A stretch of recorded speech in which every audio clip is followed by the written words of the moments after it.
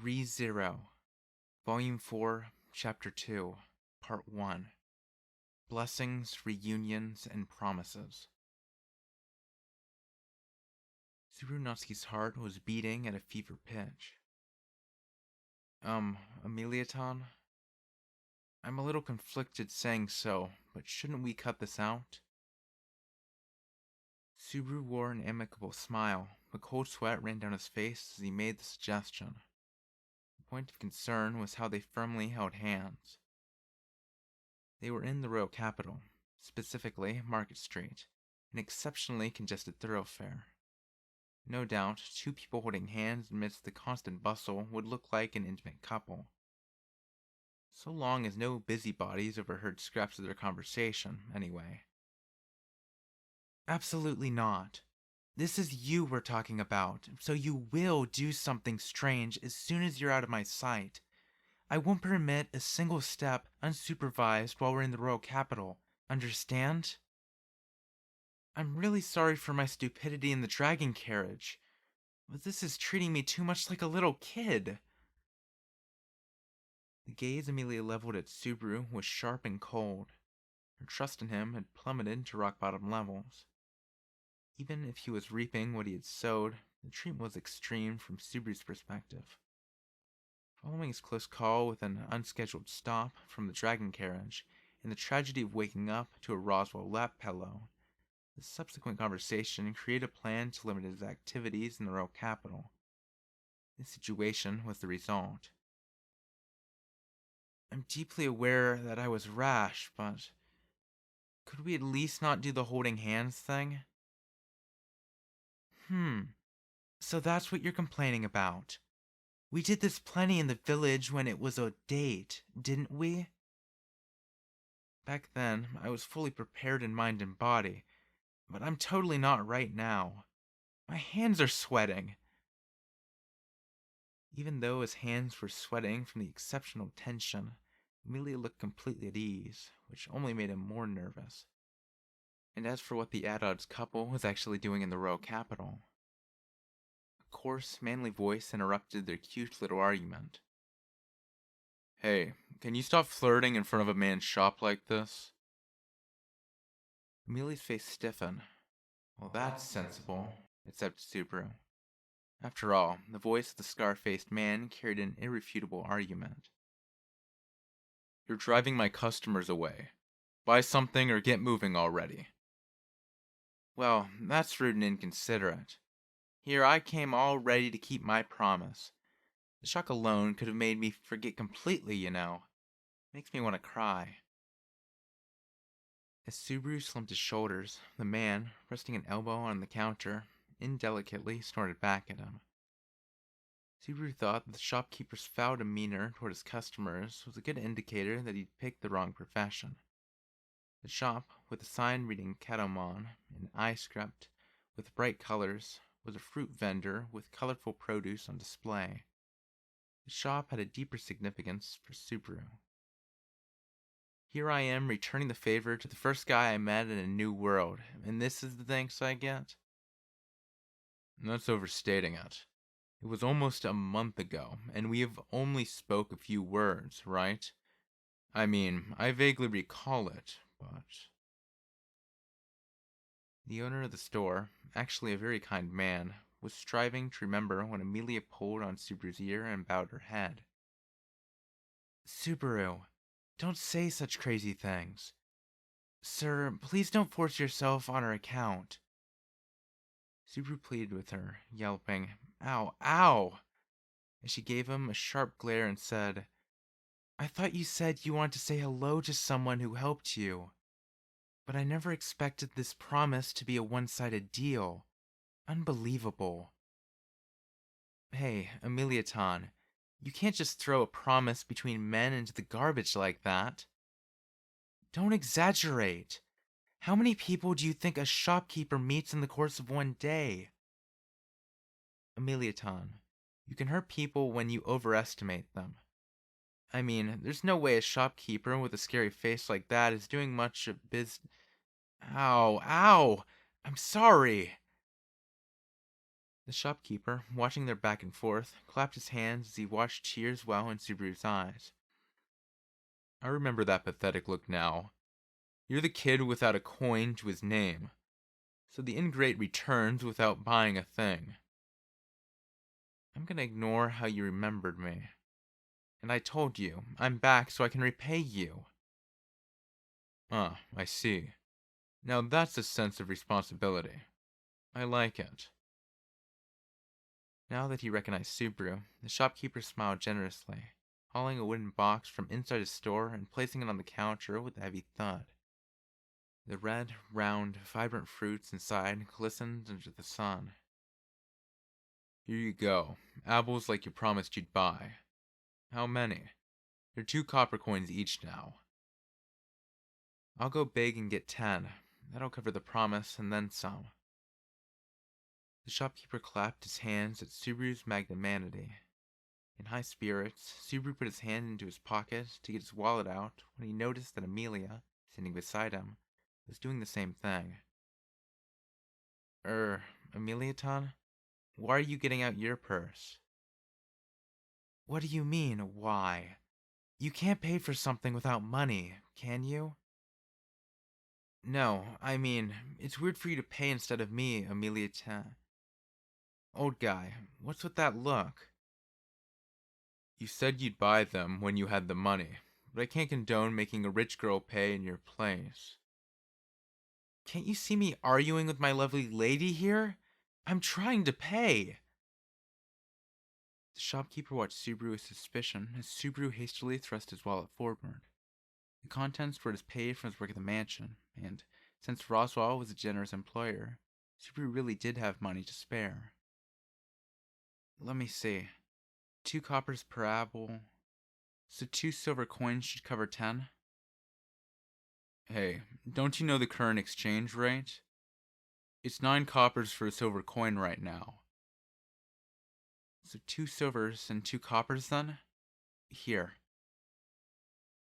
Subaru fished the appropriate coins out of his wallet and handed them to the shopkeeper. The man was stunned into silence, tilting his head as he sighed at length. Took my word for it, huh? Kiddo, you really need to not be so trusting. The changes in the exchange rates are posted on the side of the entrance to the market. If you wander in without giving that a good look, some crooked merchant will have you for lunch. The shopkeeper seemed to be warning him because his honesty made him a sucker here. True, paying based on only what he was told might be overly trusting, even if it was common sense back home. Back at the village, close to the mansion, everyone was so tightly related in an isolated community that deceit was inconceivable. But a huge city like the royal capital was fertile ground for mischief. In other words, man, you really are a super good person, old guy. Subaru smiled playfully in a show of goodwill to the scar-faced shopkeeper. Only once in a while. I'd have nightmares if I were to have a customer who'd gone out of his way to come back to fulfill a half-forgotten promise, be thrown into pennilessness somewhere else after shopping here. That's all. So you're a mean-looking guy with a heart of gold. Got it. Take it and go already. You've paid in full. Come again. The first half was intimidatingly gruff. The second half, a paragon of customer relations. Subaru, having a good laugh at the two extremes, picked up his bag of apples with one hand, while Amelia led him away from the shop by the other. Thanks, old dude. Maybe I'll bump into you again someday. You're quite welcome as long as you buy something. And, miss, you really need better taste in men. Now that's none of your business. As the shopkeeper watched them go, Subaru shot him the middle finger as he and Amelia entered the throng of people. As the distance between them widened, the human wave obstructed his vision, and the good-natured shopkeeper disappeared from view. I'm glad he actually remembered you. I'm a little surprised, though. Yeah, he definitely seemed scary at first, but you get used to it pretty quick. Not that. I mean, I'm flabbergasted you did the math that quickly. No one says flabbergasted anymore. Even as Subaru teased Amelia for using outdated words, he didn't mind praise.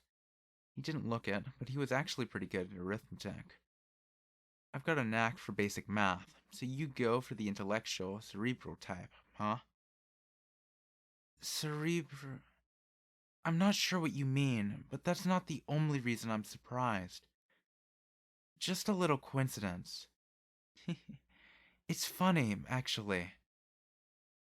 Ah, that's a cute face. What? Where's the coincidence?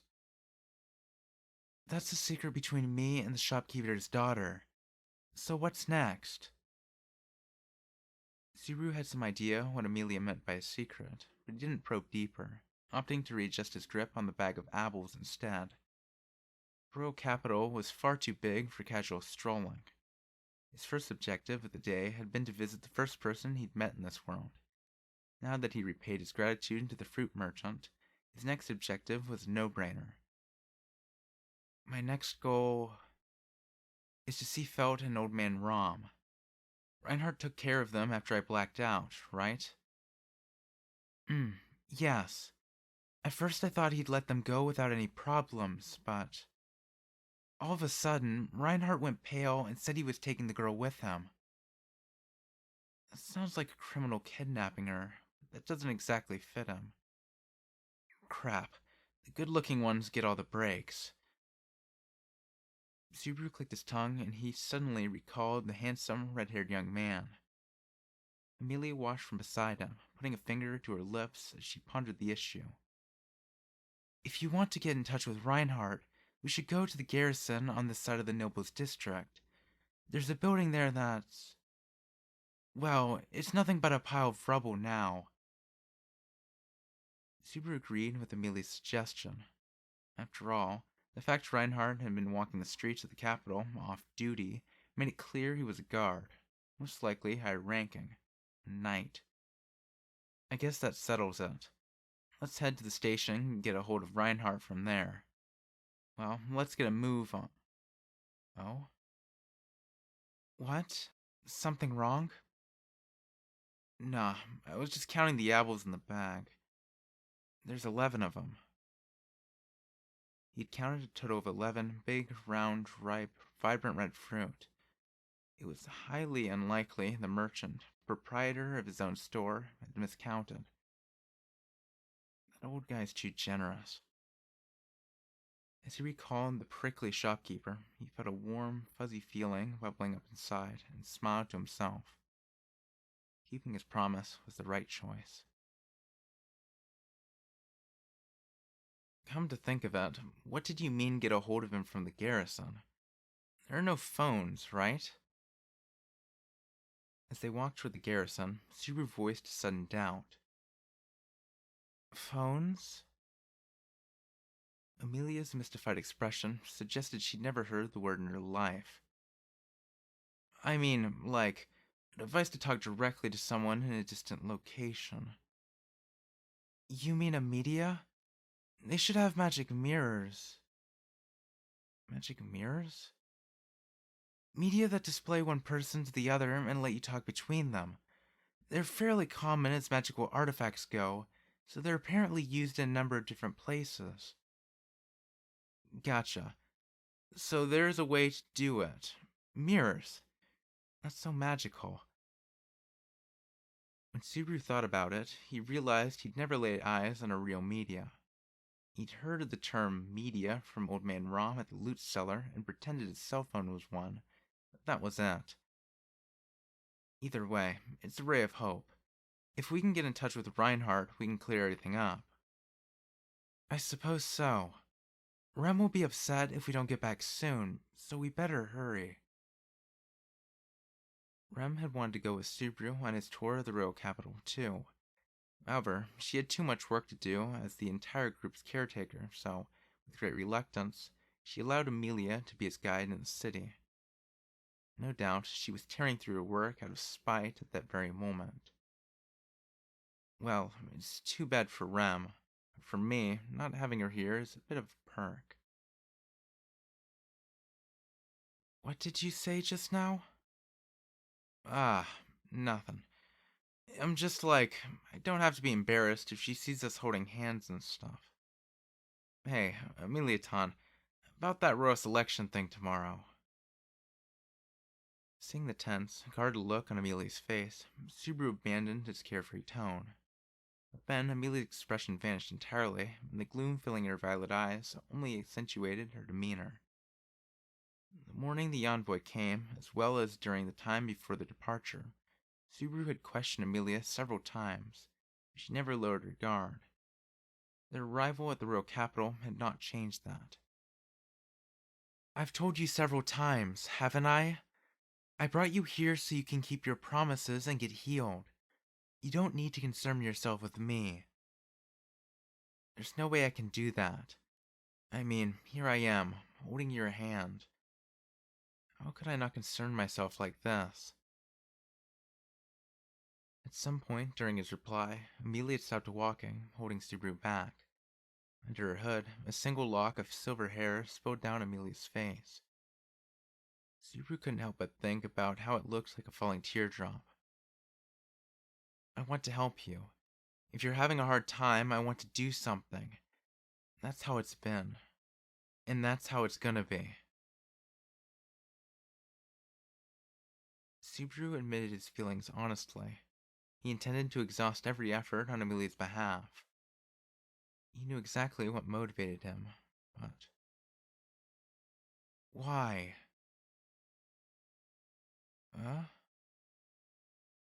Why do you go to such lengths for me, Subaru? I don't understand. The incredulity in Amelia's eyes thoroughly bewildered Subaru. When her hand squeezed his in search of an answer, Subaru's throat caught as he struggled for words. That's... the... that's... Even if he knew what he ought to say, he needed the resolve and courage to speak the words. And suddenly, put into the test, Subaru lacked both. In the end, Subaru said nothing as Amelia waited. As the silence dragged on, he ran out of the time Amelia had given him. Let's go. The sun will set if we don't do this soon. Amelia started forward again, pulling him along by the hand. Subaru followed, clenching his teeth at his own lack of nerve. As he watched her small, slender back, he hated himself for losing sight of what he needed to say. He despised his weakness in the face of the girl who had saved his life and his spirit, the girl who lit the brightest fire in his chest. As Subaru sank into a vortex of negativity and self-hatred, he started as he suddenly heard a genderless voice, like something whispering straight into his skull. You best leave things at that, Subaru. It's me. I'm speaking directly into your mind, so Leah can't hear you. The method of communication was odd, but the voice was certainly familiar. It was the spirit Amelia had formed a pact with, the supernatural cat always at her side, Puck. Subaru was taken aback at the sudden telepathic communication. Hmm? So you can hear me too, then? You catch on fast. I wasn't sure at first, but it was easy to make a connection, so you might have a high compatibility with spirits. Maybe that's why Betty likes you. Puck's one-sided knowledge of the situation added irritation to Subaru's gloom. He felt left out. Leah's alright. Don't lose hope from that conversation just now. That's... How the hell do you know? I just know. I know everything there is to know about Leah, after all. Even if he didn't put into words, Puck's fatherly love for her was evident in his tone. The spirit's guarantee made Subaru feel worse about his own powerlessness. Puck had only reminded him that, when all was said and done, he didn't know a single thing about Amelia. The Amelia he knew was a stunningly beautiful half-elf girl. She was a candidate to become the next monarch of Lagunica, under the care of her sponsor, Roswell. He knew she was honest, naive, willful, and soft-hearted. Her personality drove her to help others, even at the cost of herself, making her like an older sister, but also an easy mark. But all these facts barely scratched the surface. He knew nothing of the girl inside, her emotions, or even how and why she came to pursue the monarchy. Putting your heart and soul into everything is pretty rough on you, huh? Even if closed lips could conceal his shallow thoughts, he could not silence his very mind.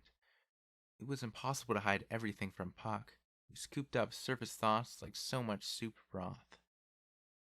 Hey, Subaru. He didn't want to face his own wretchedness any longer. He weakly denied Puck. These words, whispered to the mind, not the eardrum, never arrived. With Subaru expressing his will through silence, Puck instead continued. Don't get my hopes up too much, or Leah's. Huh? Hope is a gentle poison. Even if you know it will ruin you, you can't help but reach for the illusion that seems close enough to grasp. You are truly a poison. To Subaru, who viewed Puck as the unflappable, tranquil being, those words contained enough force to change his impressions completely. What do you mean by... But before he could finish his perplexed reply, Amelia, guiding his hand, stopped walking and said, We're here. Subaru pitched forward, in danger of bumping into Amelia's back, but he somehow managed to right himself. When he raised his head, he bleedly understood why this was called the Nobles District. The scenery was more refined than that of the slums or Market Street, with much more money invested in it. This was true for not only the buildings, but also the streets. The walls and the trees had aesthetic appeal. As the name suggested, this was the ward where the upper crust resided. Their destination was a building that served as the gateway, sealing off the single street connecting it to the outside world. The solid stonework structure was far plainer than anything in the nobles district behind it. The back of the building contacted a section of the wall, allowing someone on the roof to survey the whole city in a single sweep.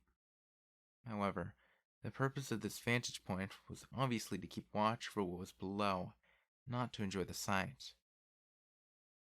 This is the garrison for the Royal Capital Guards. They also check the identity of people entering the Nobles District.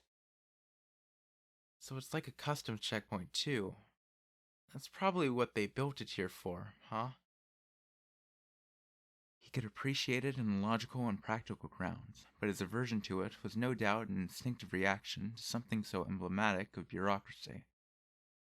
Amelia said nothing to the reluctant Subaru as she headed for the garrison.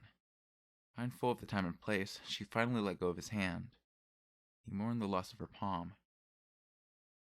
And just as Amelia was about to knock on the garrison's door, it opened toward the outside as a young man poked his face out. My, it is not often I meet an acquaintance in a place like this. It has been some time, Lady Amelia. You have not changed at all since then. The young man bowed formally to Amelia, whom he had recognized even though she was wearing the hood. That alone put Subaru on guard, but Amelia's expression was serene as she nodded toward the youth. Yes, thank you. No changes in particular, no. I see you are also in good health, Julius. I am honored that you remember me. Your beauty has only increased, Lady Amelia. The young man named Julius praised Amelia's good looks in a very polished manner. He had violet hair and an equal mix of snobbery and politeness. He was about 4 inches taller than Subaru, putting him around 5'11", give or take. His body was slender, but he did not seem frail. Rather, he had a handsome, supple frame. His amber eyes, no doubt bewitching to the opposite sex, suited him to a detestably fine degree. Is it not a rare sight for you, a royal guardsman, to be here at the garrison? The man wore an extravagant uniform with a dragon emblem. A slender sword like a rapier hung from his hip. Julius's appearance and manner of speech suited such a title.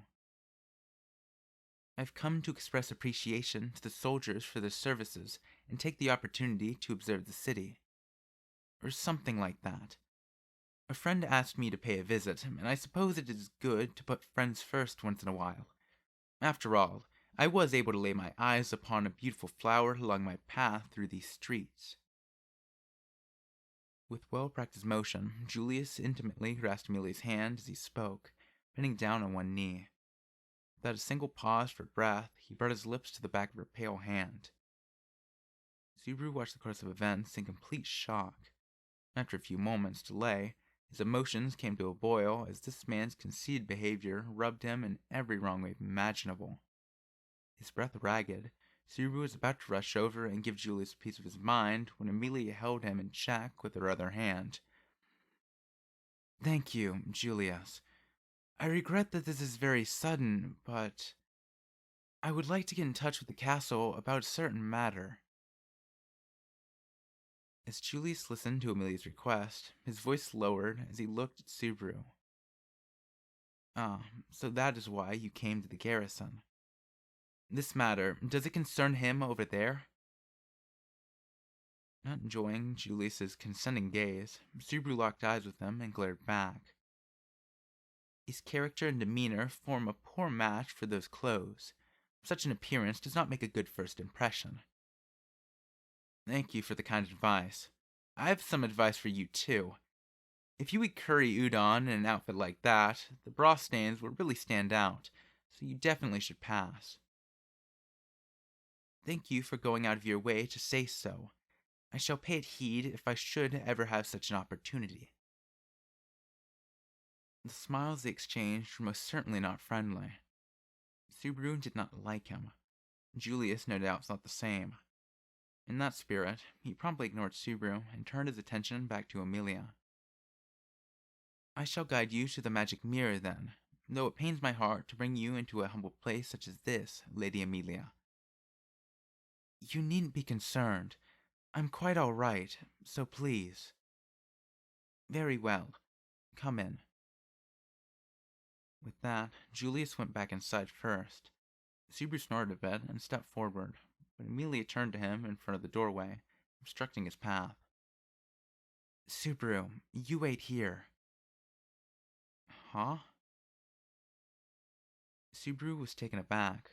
Amelia's long eyelashes trembled a bit as she lowered her eyes. I'd like to have you come, but I don't think Julius will take it well, so wait here. The heck?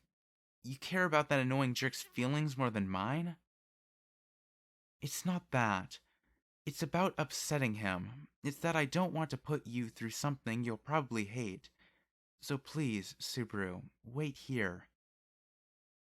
I hate it enough as it is already. The way that bastard licked Amelia Tan's hand all over like it was nothing. Subaru had pegged that particular action as a sign of aversion, adding one more item to his list of negative impressions. It only compounded how he didn't want Amelia to have any contact with that man. Subaru's masculine instincts wanted desperately to warn her to watch out for Julius. This won't take long, so please, be good and wait. Her words were very gentle, yet heavily tinged with rejection. Amelia was fundamentally distancing Subaru from her own affairs, but afraid of incurring her displeasure for intruding, he was unable to speak a word in protest. She vanished behind the door as it closed, separating them physically and metaphorically with a dull thud.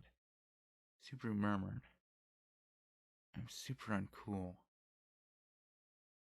Kicking around a rock some distance from the entrance as he waited for Amelia, Subaru distanced himself from his seething self-hatred as he recalled the annoying man. She said he was a royal guard, didn't she? If Subaru's hunch was correct, that meant he was a knight of the Royal Guard. If knightly orders existed in this world, surely knights of the Royal Guard served the royal family directly. But where did they stand in a country with no sitting monarch? The whole royal family died from plague, huh? They might make the elites and the Knights of the Royal Guard take responsibility for not seeing that coming and disband them, tossing them and their families out onto the street. Well, that sucks for the rest of them, but I wouldn't mind that annoying bastard going through a little hell. The somber thought gave him some small measure of satisfaction.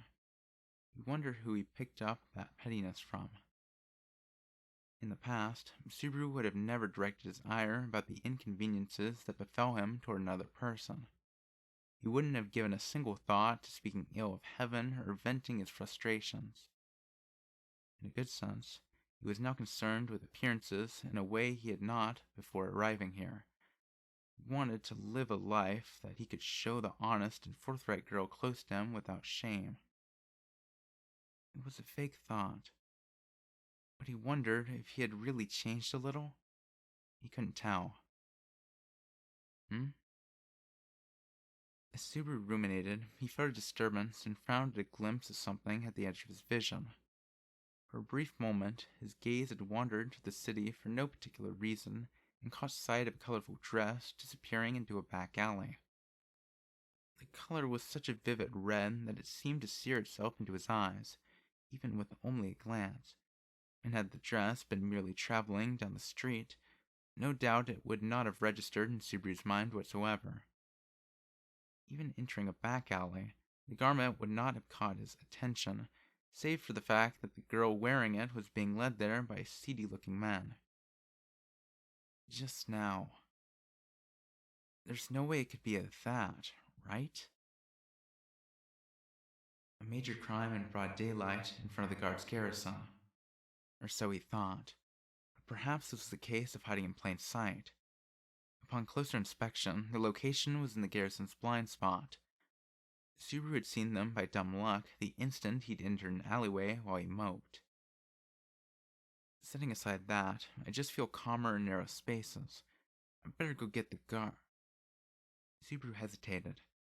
He hadn't witnessed an actual crime taking place. It was very possible he'd misinterpreted what he'd seen.